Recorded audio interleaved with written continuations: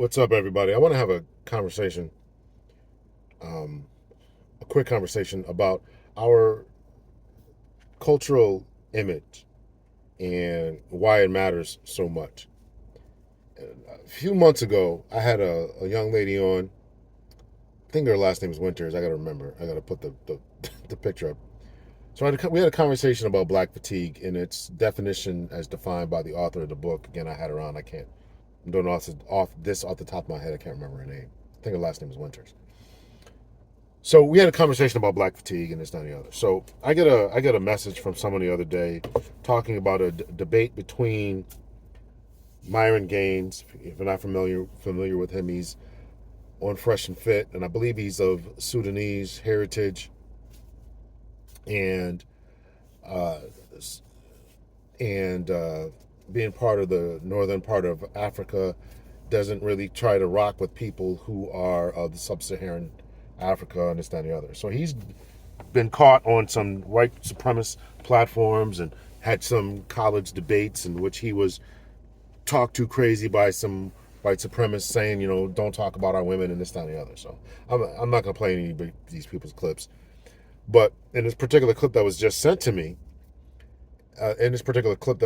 to me, it was the first time I ever heard Myron say that he was black or he was part of the black experience.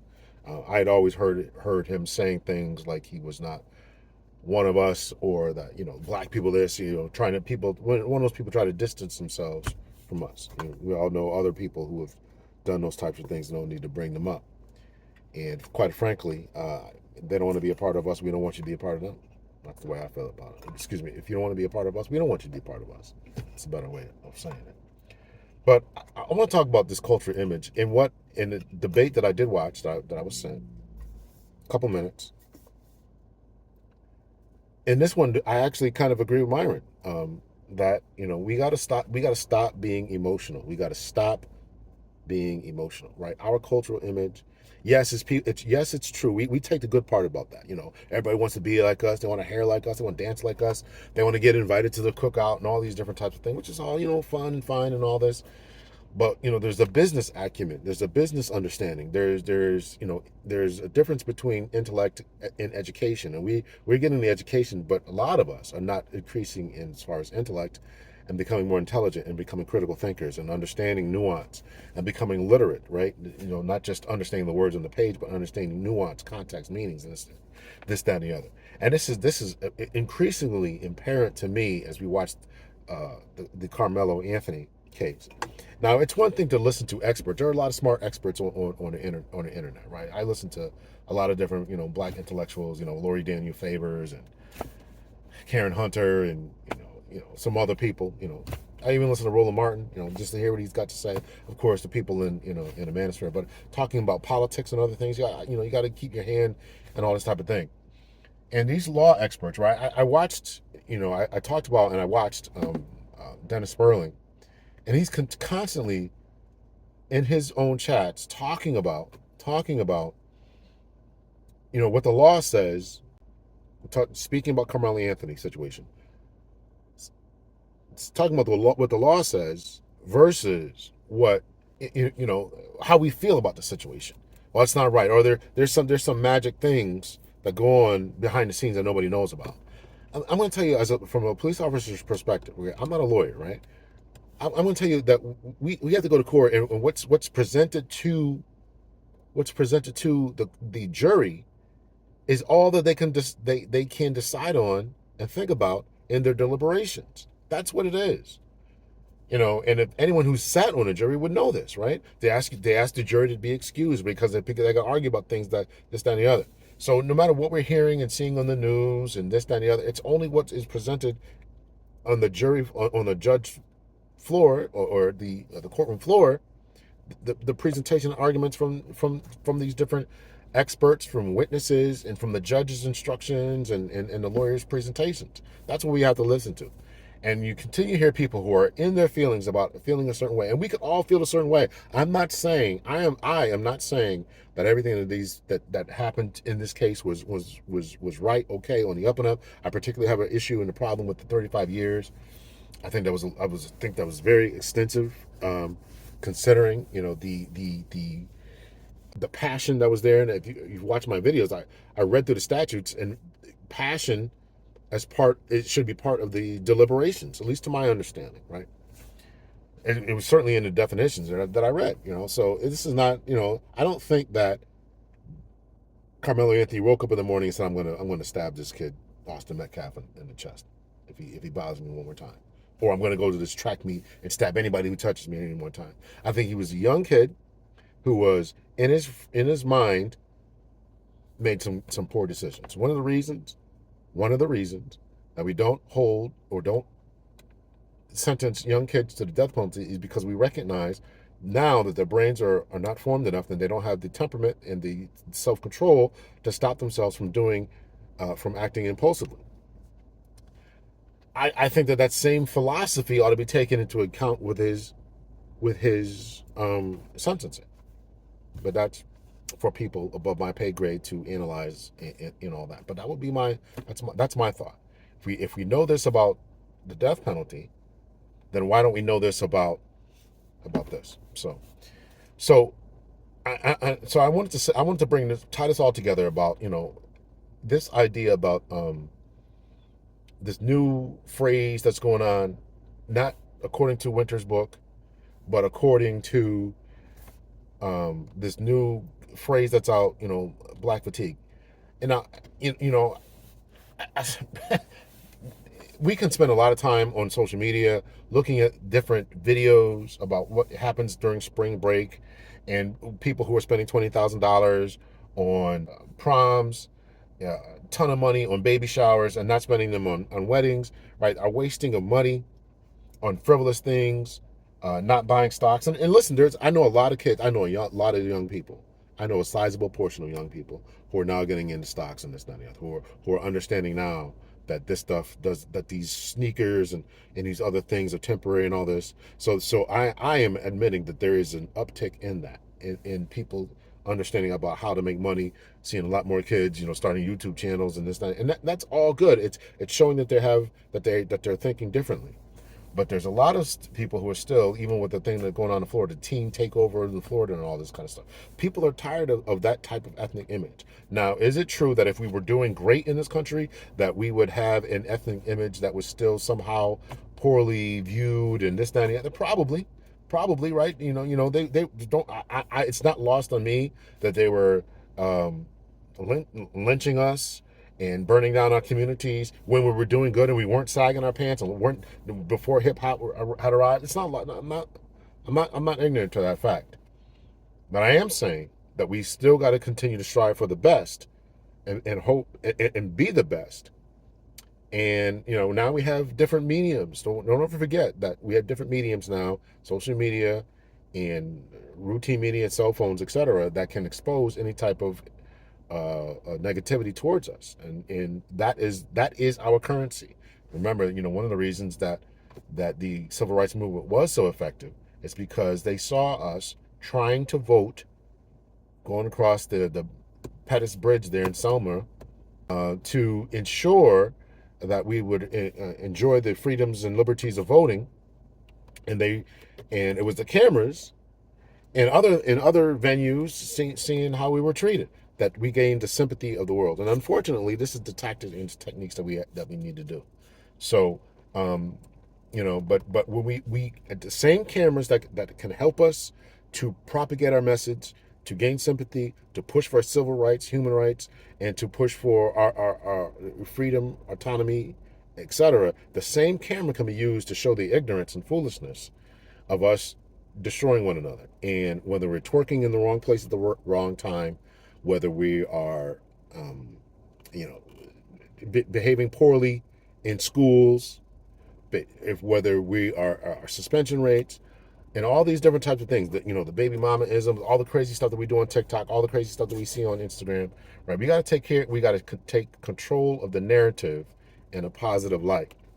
So again, let me sum this up here. I kind of went a bunch of different rabbit holes. Myron Gaines had a debate with a young man who was not prepared to have this debate. You can go watch it if you want. It's on YouTube. It's not very long. And the man, was interrupting him, showing, just You want to get up there and say a speech, then say a speech, but don't ask to have a dialogue and then you'll interrupt someone. So that shows, a lack of emotional control on that young man's part.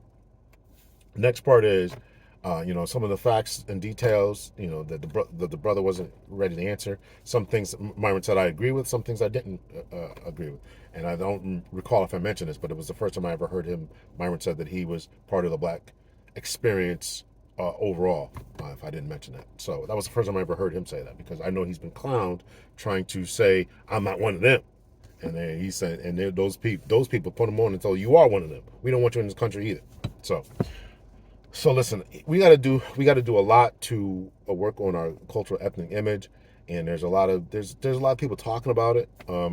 We there's a funny saying that I once heard that instead of crack cocaine being dropped off in the black community, they dropped off podcast mics, and a lot of people have a voice. And unfortunately, there's a lot of ignorance that's being put out there, and it's not helping our cultural ethnic image.